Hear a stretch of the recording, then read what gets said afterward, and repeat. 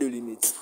Donc on a suivi l'élément et puis en même temps, vous voyez que non, le 9 juillet, stade de martyr comme le 9 juillet et à le 30 juin, donc le 9 juillet, Masolo et Rosalawana à la bongoté. Rosala vraiment, parce que le concert en déjà, la porte est ouverte déjà parti à 7 h. À 15 h déjà, concert est bandit, à 19 h, concert est sili. Parce que nous ne voulons pas qu'il y ait des morts. Nous avons des désordre. Nous les Gaulois, et puis pour nous qui avons une oreille musicale. Parce qu'il y a de ces gens-là, ils ont une musique, mais ça n'a une oreille musicale. Parce que ceux qui ont une mélomane, ils ont une oreille musicale. Mais ils ont des artistes qui ont une oreille musicale. Toc toc. Toc toc. Il y a maman la qualité, meilleure chanson du moment. Le roi du royaume Kunga. Et moi, le royaume Kunga est le royaume Yabato Bayebi Koyemba. On a soba sala ba combo, on a soba maka histoire à Congo. Il faut savoir que la dynastie volume M. Non. Petit à maxima dimension mon bout. Oh, belé ba komate. Faire rigoler ba inakaye pour na voix, faire rigoler ba inakaye pour na savoir faire. Yongo Gola libéral et botam. Je vous dis, Gola libéral mouvement o salamaki juste on a revendiqué car à moi considération moroboé. Et puis vous allez dire que Bolina va faire. Et ça y a un côté. Ça fait partie des antivaleurs. Ça fait partie des choses aujourd'hui na zaboy na ko baluka bona bengi yampaka. Abonné 700 abonnés. Il faut payer un bon chien mais ani ngana opesa ngoma solo mais papa toujours lobela faire muto yo loba lingaka. Bon, on pèse un bon. C'est la raison pour laquelle vous allez constater que non, vous avez constaté que Joshua News Télévision. N'hésitez pas à liker la vidéo si elle vous plaît et si vous êtes nouveau sur la chaîne, n'oubliez pas de vous abonner et d'activer la notification pour ne rater aucune de nos prochaines vidéos. On commence. Mesdames et messieurs, chers abonnés de Joshua News Télévision, chers Gaulois, chers gladiateurs de partout dans le monde, dans la vie de partout dans le monde, tout le monde a ba Gaulois et Amérique, tout le monde a ba Gaulois et Europe, tout le monde a ba Gaulois et Afrique, ba Gaulois et Océanie, parce que ba Gaulois va rebeller dans le barango, va vraiment rebeller. Mesdames et messieurs, c'est votre humble serviteur, Jigel Kabemba, et derrière la caméra, c'est Lotus Design. Mesdames et messieurs, nous vous disons merci. Nanenge Bozo, continuez toujours pour ça la biso confiance. Nanenge Bozo, continuez toujours pour soutenir biso Gaulois libéral, une très grande famille. Il y a des journalistes, il y a des défenseurs. Oh, il y a vraiment Papa Hervé, na motema na bango mobimba. Parce que biso bana Gaulois libéral, to lela Papa Hervé. Donc malgré que parfois tout ça mal compris, mais bato peut ba ebi kolania les choses avec attention, ba comprendre que quelque part peut toi là moi à tel titre tu as raison. Donc le plus important c'est que le linge sale se lave en famille. Le linge sale se lave en famille. Donc bata papa que savo ezaki quitté mais to somika savo pour tout ce la linge en choix. Exacté. Donc c'est un peu ça. Nako bali souvent muké par rapport à Mamotali. Le retour, il a fait rigoler Lisusu na Côte d'Ivoire pour un concert. Fait rigoler Zongi Lisusu Côte d'Ivoire. Non, cet homme, c'est un génie, c'est formidable, c'est un mystère, donc difficile à comprendre. Donc, connaissance musicale, sa voix, le savoir-faire, il a fait rigoler. Et ça dit que, bah, Ivoirien, bah, ça a toujours une soif. Bah, Ivoirien, bah, autonda fait rigoler. Bah, ton diété, Kalamingi était à Auto-Beta. Avec concert Moroboye, et ça dit vraiment n'a pas tué belé. Concert Moroboye, spectacle assuré, spectacle de qualité. Concert Moroboye, oyo batu ya malunga bazalaki. Concert Moroboye, oyo makambo elengele ezalaki donc Ivoiriens se retrouver qui. Mais les Ivoiriens se sont dit non, on en veut encore, on a encore besoin de ces concerts de Ferregola. Bon ça la sous appel, faites appel à Ferregola qu'ils reviennent en Côte d'Ivoire pour un nouveau concert. Donc Ferregola va se produire encore dans Sofitel le 29 décembre. Le 29 décembre, il y a 2022 Oyo. Le 29 décembre 2022 Oyo. On a Ivoiriens, tous les Ivoiriens, les Abidjanais. Donc Ferregola sera avec vous le 29. Donc on a rejoint ici la bino sous bilingue au bolingara. Babiloko bo sepelara nangoana. Bobine li sous le featuring. Bemba li sous le featuring. Il y a Ferregola na José. Donc on a la Lotus Design mais un peu ko illustré. Moi élément na mouké o et ça la vraiment que non. Ivoirien le connaît ça là vraiment Ivoirien balinga faire rigoler makasi. Donc élément on a il faut faire comprendre que Ivoirien balela fait rigoler par rapport à sa façon de chanter, balela fait rigoler par rapport à savoir faire naïe, balela fait rigoler par rapport à humilité naïe. Donc fait rigoler c'est un diamant musical mesdames et messieurs, alors vraiment diamant. La chanson marionnette ezala qui rappe. Mais fait rigoler a illustré bino que ezana ngokaka rumba trap. Mélange ka belema ya ba son ya ba rumba. Bolana ki émission avec Vogel. Fait rigoler à génie en musique. Et puis l'émission en question, on a compris une maîtrise des artistes.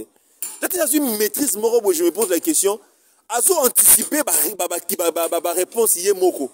Et puis en même temps, azo éviter la polémique avec beaucoup d'intelligence, on dirait à sa politicien. Donc à part savoir faire naïe, la qualité exceptionnelle d'artiste, à la connaissance, on dirait qu'il n'a pas de limite. On dirait que faire rigoler n'a pas de limite.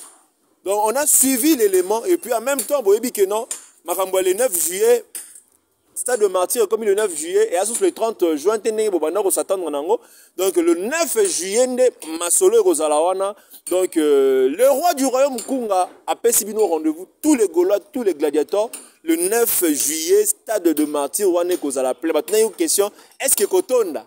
Mais à l'objet, la concert Wana Stade de Martyr.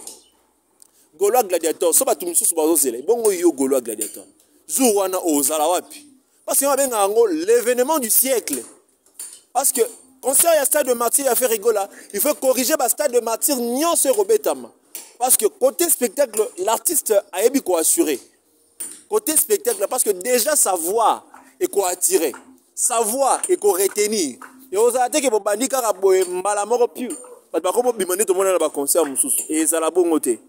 Vraiment parce que concert en déjà babi ma porte est ouverte déjà parti à 7h.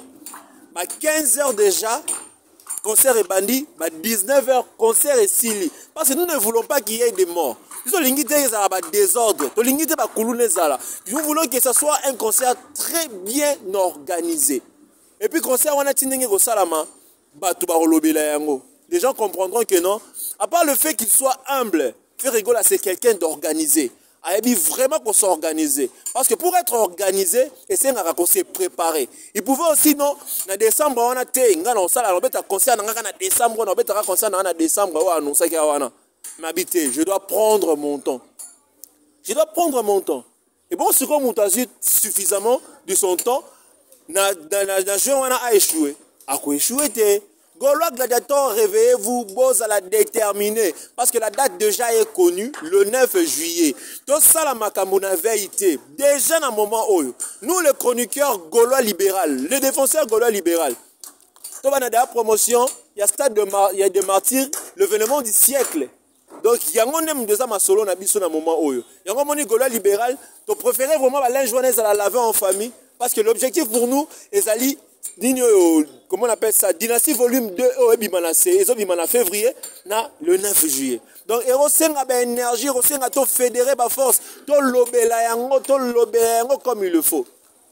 Parce que nous n'avons pas un autre artiste à part Ferregola. Tout ça, on a Ferregola comme artiste. Donc, nous devons vraiment débourser de l'énergie. Pour cet artiste, oh yeah, les qui s'attendent à une son la musique, il y a un niveau de musique, il y a un œuvre la balle, et ça n'a qu'un abisso. Balle, et ça n'a qu'un abisso, c'est-à-dire, Gaulois Gladiator, son album, le disque d'or est possible. Le disque d'or, on va continuer à son album. Mais on va son album, faire un disque d'or, ce qui est son album. Parce que la monité peut-être, à cause de l'émission rythme, parce qu'ils se disent que février, album, c'est la cara dynastie. Non, bon, ça, la dynastie volume 1 à terrain. Les gens doivent sentir l'impact. Il y a des Gaulois, il y a des marchés, il y a des disques. Parce qu'il y a un homme d'Européens, ça fait un disque d'or. Nous avons besoin d'un disque d'or. C'est nous les Gaulois, vous les Gaulois, nous sommes capables de faire ça. Parce que la dynastie volume 2, biloko malunga za nakati, ba featuring ya malunga, taka ba featuring lokwa JDT, taneka JDT yembara wana. Taka ndenge JDT yembara, mais sikoyo bazo beta ngo sikoyo na fait rigola. Yoka lisusu keno depuis ki pomba pasa nakati. Depuis que pomba aza nakati. Soleil Wanga zappe na kati. Vous comprenez? Abi va promettre moi une chanson chrétienne na kati, une chanson chrétienne. Donc azo kende na ba angle nyonso juste pour vous faire plaisir. Les chansons que Ferrego la compose, asala rango pona yete. Mais il le fait pour nous les Gaulois et puis pour nous qui avons une oreille musicale. Parce qu'il y a de ces gens-là, ayo karane musique, mais ça na oreille musicale te. Parce que ceux qui ba mélomane sont en oreille musicale, mais ba nzembo ba artiste musu ba yemba rango te. Tane tilelo nzembo loro la toc toc. Toc toc, il y a maman la qualité, meilleure chanson du moment. Yango moni tobenga Ferrego là, le roi du royaume Kunga. Et moi, le royaume Kunga ezali royaume ya bato ba yebi koyemba. Vous comprenez? Si il y a un roi ya bato no so ba yebi koyemba. Vous comprenez? Est-ce que lobi keza le roi ya royaume Makinu? Non. Ba roi ya royaume Makinu to yebi bango. Parce que vous comparer le roi ya royaume Kunga na le roi ya royaume Makinu. Parce que nous connaissons tous le roi et le royaume Makinu. Le roi et le royaume Kunga a préparé nous Kunga mort dans la dynastie volume 1, la dynastie volume 2. Bien vous allez impressionner, vous allez étonner. N'engeni faire koyemba boy. Parce que déjà volume 1 diversité za na katuana et étonnera tout le temps. Ba grognon sur la musique. Ba ono so ba sala ba combo, ba ono so ba maka histoire à Congo. Une fois ça va la dynastie volume M non. Petit à mati ba dimension mon boy. O ebele ba komate. Ferrego la ba inakaye pour na voix, Ferrego la ba inakaye pour na savoir faire. Yongo Gola libéral et botam. Je vous dis, Gola libéral mouvement o esalamaki juste pour na ko revendiquer car moi considération moroboy. C'est pas dit que nous haïssons sali proche na biso bandeko na biso to bureau tout ça ba niteto ina bangote mouvement gaulois libéral et yé juste pour que makamota etambola ndenge sengeli, c'est-à-dire o ezalaki anti-valeur to banir yango to prôner plus ba valeur parce que Ferrego là c'est quelqu'un qui prend de valeur. Ferrego là ça na ba anti-valeur te o azo mériter au tien na place na ye. Oyo azo sengeli azo considération PC considération. Oyo abundi azo mérité considération. Cependant, il y avait de ces choses qu'on remarquait, ou peut-être au banda kolobangote, mais grâce au mouvement gaulois libéral, on a pu en parler et puis il y a de ces gens qui nous ont compris et d'autres non. Vous comprenez? Mais bato bazana na attention, basolo lina biso, ba comprendre que gaulois libéral les a mouvement moroboé. Oyo eza mouvement ba très traité, eza mouvement ba lingi vraiment makambu ya artiste etambola ndenge esengeli.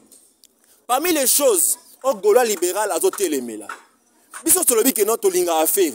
Tolinga affaire. Nga Jigel Kabemba, peu importe ce que je fais, peu importe l'endroit où je peux être. Soko bengi nga yaka, to sa l'émission to sola pour affaire, je vais me déplacer. Et puis je ne vais rien exiger, na exiger le romoroté. Mais on avait remarqué qu'il y avait des gens, pour ça l'émission faire il faut exiger un bongo. Bon on a mouké, allô, bon on a ndeni pesa ngana mbongo ana. Avant la salle émission na senga raboy na pesa raboy. Et puis si go yo pour na la faire, ils ont un avantage à faire, tu exiges de l'argent. Et ça peut-être leur mususu qui par exemple m'a dit que non t'es de on a mon salle musala besoin ta moi o mela, zo moi eloko. Mais comment tu peux exiger de l'argent? Donc tu dis que l'ingara faire, ozo boya ko sala musala pour na faire juste parce que ozo exiger de l'argent. Et puis vous allez dire que l'ingara faire. Et ça y a ngote. Ça fait partie des antivaleurs. Ça fait partie des choses au biso tozo linga lisute. Aujourd'hui na saboy na ko baluka bona bengi yampaka. Na yebo to ça les missions sans exigence. Tarigola, to ça les missions sans exigence. Gola libéral mobimba. Moi, je connais même ces deux triangles, ces deux triangles à ceux qui voient Piango. So, car à tel la chambre, tu as lumière de sa l'émission. Et puis, il ne va rien exiger. Bayampa kawana nyoso, Arthur. Mais, Babiloko to remarque qui, parmi Babiloko to remarque qui est eloko wana. Mais bozo permettre à ce que nous salons ça à Makitoko. Et puis, toutes ces choses-là, aujourd'hui, nous parlons de Joshua News Télévision. Joshua News Télévision, parce que moi, je le dis très souvent, peut-être dans ces médias, les gens me découvrent aujourd'hui. Parce qu'avant même la télévision YouTube précisément, j'étais à la radio, je travaillais à la radio. D'abord, présenter ma émission musicale. Ceux qui connaissent ce que je faisais à la radio, j'étais vraiment un grand fan de Ferré. Mais même à la maison, maman chota kamwa, même à tel le bloc on ça là Elle n'est pas étonnée. Elle n'est pas étonnée parce qu'elle savait, elle sait que il est bandit depuis qu'elle a fait. Mais aujourd'hui, l'opportunité s'est présentée pour que tout le monde fasse. Tout le monde a joué télévision, mais que tout le monde bateau baza bato faire de sorte que non te biso to bunda bato faire to bunda komba moko alors ya nini alors ya nini wana posa to sala mo émission moko boy wana to lobelaka mo ba faire émission nini wana bwana combien chaîne na bineza combien d'abonnés 700 abonnés il faut pesa ngambongo chaîne meza ninga na pesa ngoma solo mais papa tozolobela faire muto yo lo ba kolingaka mbongo pesa mbongo bablo mo bongo. C'est la raison pour laquelle vous allez constater que non, vous avez constaté que Joshua News Télévision est plus dans les analyses. C'est parce qu'on avait pris une décision. Tout ça qui est décision que l'autis design, to kangi ba porte nyon so to que luka mutuna gauche te, to que luka mutuna droite te. To luka mutuna gauche to kangi ba porte nyon to bano sa ba analyse. To bano sa ba analyse. So bete liboso to moni ça va, ba tu so moka. Ba moni que to lo ba moi bien. To me kana to continuer. Mouké. Imagine des 700. Aujourd'hui, nous comptons presque 6000 abonnés. Et ça facilite. C'est parce que vous, les Gaulois, les gladiateurs, vous nous avez fait confiance. Pour ça, les bisous confiance. Mais bon, mon objet de ça, la paix. C'est grave, mais au moins, ça vaut la peine. Vous comprenez? Ça vaut la peine. Mais ça, on ne peut pas dire que moutou boye. Parce que belé, on va dire que les Gaulois, les défenseurs, belé, faux, frété. Tout ça, il faut dénoncer parce que nous voulons que l'artiste a qu'un liboso. Parce que ce qui est ça, c'est mouchard. Tout ça, c'est infiltré. Pour déstabiliser l'artiste. C'est la raison pour laquelle le mouvement gaulois libéral est bimé. Ça, c'est pour retourner ça. Non. Même aujourd'hui, quand on a échangé, on a pu comprendre certaines choses. On s'est dit que non, ça serait mieux. Ça nos priorités. Dans les activités artistes. Nous avons une page. Nous avons une page dénommée Gaulois Libéral. Sur Facebook, Gaulois Libéral. Vous allez lire tous les articles, vous allez lire tous les éléments auto-partagés dans il y a pas Joana. Vous allez vous rendre compte que ce ne sont que des éléments qui parlent de Ferregola. Et ça va élément où est l'obéla Ferregola. Tout ça, c'est la promotion de Ferregola. Il y a héritier. Cependant, il n'y a jamais eu un lien entre nous et héritiers. Bon, ce sont de réalités, hein. Ce sont de réalités, mais à ta vérité, Robimara Boyete, mon fond va comprendre certaines choses. Donc, c'est un peu ça. Comment il y a Gaulois libéral, il y a Ngwana. Pourquoi il y a à gauche, à droite, et puis il y a tout. Parce que moi, je suis Kabem personnellement. Depuis mon Gaulois libéral, au moins, on a clashé ce qui n'a pas boy. Moi, je fait, na bimi na réalité. Et puis, je n'ai pas manqué du respect aux gens. Vous comprenez? Et puis, le remonte au thème. Notre artiste peut être insulté, injurié, dénigré. Oui. Mais deux fois, tout le monde a karaté pour répondre à Batou impoliment, qu'on insulte. Et ça, on a insulté, mais façon, le bel yango. On définit quand on qui passe quand on mais tout le temps, on a karaté qu'on insulte. Tout peut se rappeler, moi, Moutou Ango, dans mon analyse, mon peu pertinente, à mon peu, et ça, la moi bien. Donc c'est un peu ça le petit message que j'avais pour vous les Gaulois, les gladiateurs, pour retenir que Ferregola, concert il y a Stade de Martyr, ils allaient le 9 juillet, ils allaient sous-souter dans le mois de juin comme Isaaki Liboso, et en même temps, ils ont concert à 15h, 19h, moi na zone palais, de sorte que tu as pour ça tu as total intérêt na biso moroté. Total intérêt na biso te faut total intérêt moro ya batunyo so. Donc c'est un peu ça le message le plus important et en même temps Ferregola bazo réclame, bazo continue toujours pour réclamer la Côte d'Ivoire. Donc on Sarabino que Ferregola c'est un grand artiste, c'est un artiste boyété. Tout le monde maramba Guinée équatoriale là. Oh, Ferre Komara, Guinée, musicien président. Mais les gens vont baquer na Guinée na lobby. Mais babo ça n'a raté. Ferregola ça parmi bato babana makamboana. Les gens vont baquer na Guinée muta lobby. À lobby te. Donc c'est un peu ça. En même temps, n'a pas cessé jamais qu'on fait sa conseil on a héritier Watanabe. Héritier Watanabe, tu prépares les concerts pour ce 25 décembre. Toboïté, aux autres panneaux, aux autres bounonos lobela yango. N'a pas répété sur la même chose que j'avais dit l'autre fois. N'a pas exemple à Bouba. N'a pas exemple à artiste belé étranger. Ceux qui vont préparer un single, vont préparer un œuvre, vont préparer un concert, vont créer ce qu'on appelle le clash. Va créer ce qu'on appelle le clash pour inciter la curiosité, Batala qui vraiment, et là on y est passé, mais sur le terrain on ne te sent pas.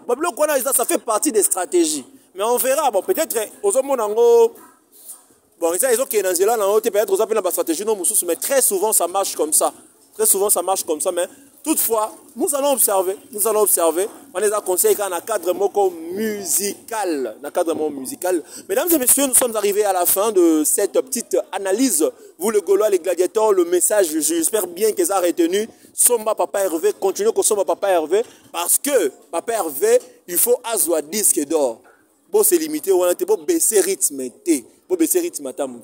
Donc, notre Seigneur la Bible continue toujours à s'abonner massivement. Pour ça, Josh News Télévision Force. Et pour ça, la Bible vraiment bien. C'était votre âme serviteur Jigel Kabemba. Et derrière la caméra, c'était Lotus Design.